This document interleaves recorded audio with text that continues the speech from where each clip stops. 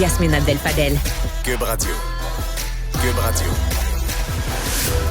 Alexandre Moranville-Ouellette, on apprend qu'il y a des nouvelles pour les cerfs à Longueuil. Oui, décision rendue aujourd'hui par la Cour d'appel qui rejette la requête des défenseurs des droits des animaux qui s'opposaient à la décision de la ville de Longueuil, donc de procéder à l'abattage des cerfs dans le parc Michel Chartrand. Par arbalète. Par arbalète. Donc, ça va pouvoir finalement avoir lieu. Les 3 juges de la Cour d'appel qui maintiennent le jugement qui avait été rendu donc en première instance au mois d'août dernier par la Cour supérieure.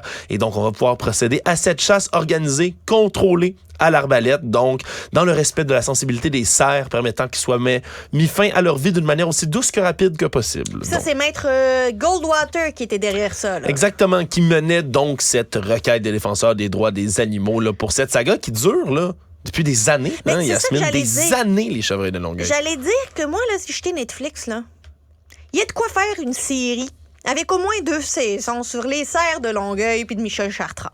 Me semble qu'il y a bien des rebondissements dans cette histoire-là. Oui, parce que là, les opposants, eux, prônaient un déplacement des cerfs. Les experts, même en contrôle de la faune, avaient déjà rejeté cette solution-là en disant que les bêtes, non seulement, allaient peut-être pas pouvoir survivre à une opération comme celle-là. Là. C'est un stress énorme là, d'aller comme endormir un chevreuil ou le capturer, l'amener, le déplacer, le réveiller ailleurs. Il n'est pas dans son environnement. C'est un stress énorme. 2, il y a des problèmes de tiques, entre autres au Québec. Ouais. Tu risques de déplacer certaines maladies dans d'autres cheptels de cerfs qui sont un peu partout ailleurs. Puis ce qui est, si tu me permets un peu, Yasmine, absurde dans cette histoire-là, c'est que les chevreuils eux-mêmes souffrent en ce moment dans le parc Michel Chartrand parce qu'il manque cruellement de nourriture. On a une surpopulation de cerfs qui est énorme. Et là, on a un permis pour tuer un maximum de 100 cerfs, mais il va en rester aussi là, dans le parc là, quand même au travers de tout ça. T'sais, on abat des cerfs, mais dans une surpopulation, ils mangent toute la végétation, ils meurent de faim, puis une fois qu'ils ont trop faim, qu'est-ce qu'ils font? Ben, ils sortent de cet endroit-là, ils sortent du cadre du parc pour se ramasser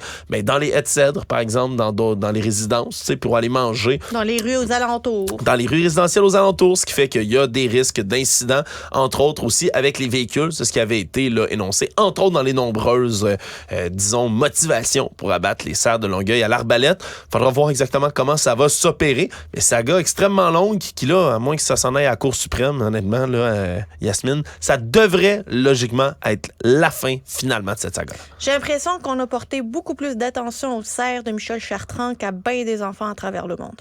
Honnêtement, oui. Honnêtement, oui. Ça a dit beaucoup sur notre humanité. Alexandre Moranville-Ouellette, toujours un plaisir de te parler. Mais pareillement, Yasmine.